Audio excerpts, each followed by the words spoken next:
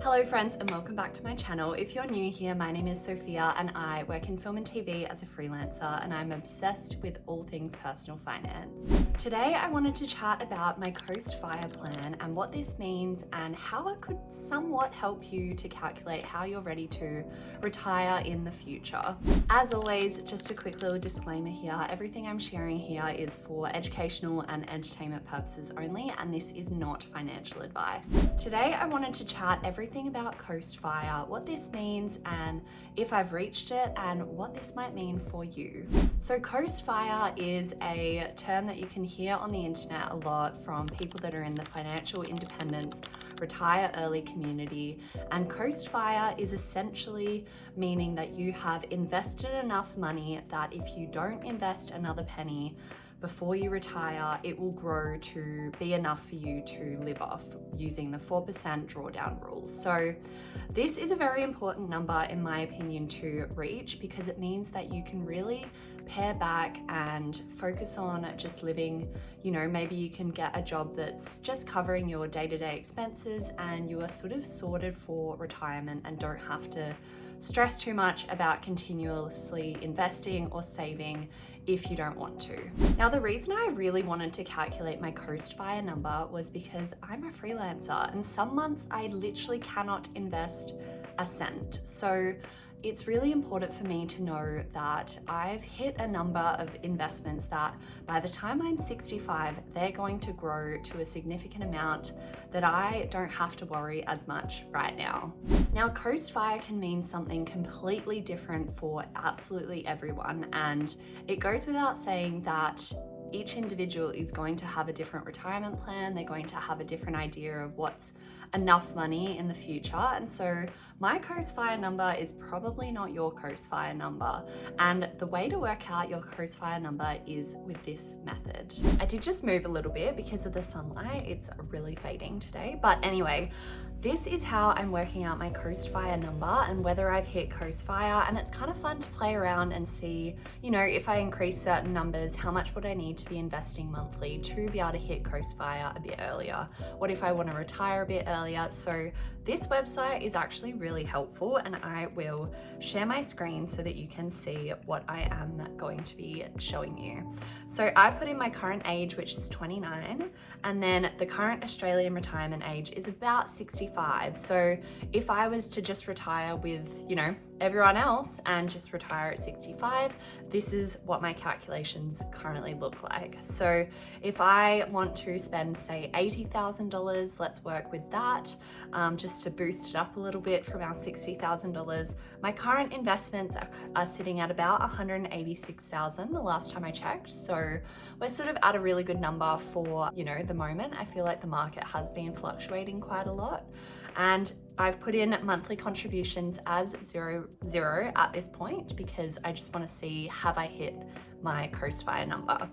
Then the investment growth rate, I've put it at 10% because this is sort of the annual average of the S&P 500, but I can play around with this, bring it down and just see where I'd be at with a more conservative investment return number.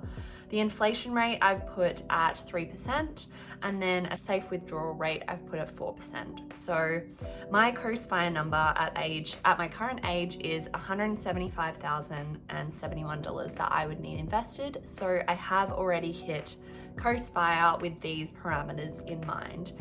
Now, if we actually drop the growth rate to 7%, which is definitely a more conservative investment return and probably the safer option, to be honest. Let's go down and I would actually need to increase my monthly contributions to reach Coast Fire. So I will need to continue investing to hit my Coast Fire number to be able to spend $80,000 in retirement in that value, when I'm 65.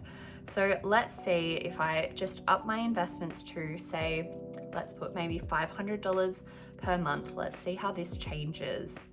So I would need to have 487,000 invested right now to hit this number.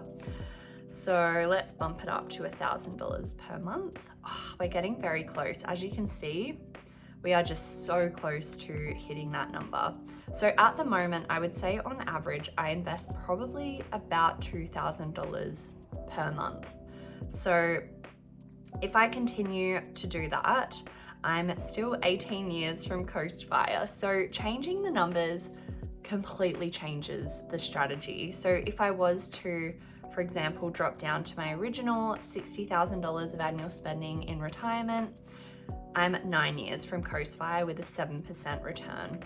If we bump this up to say 8%, we're 4 years away, and 9%, I've already hit it. So it really just depends on what kind of return the market is going to give us, and we can't guarantee what is going to happen. So I've really enjoyed just playing around with this, and I feel like, you know, I don't know how much I'll be spending in retirement. I would say annually I spend anywhere from, I think, like $45,000 to $60,000 per year depending, but that obviously includes rent. You know, now I have a mortgage, so there are things that are not sort of in the plan for when I retire, because the idea is that you've paid off your mortgage and you're not really having to spend anything on housing. So I think there's a lot of factors that go into creating your Coast Fire number.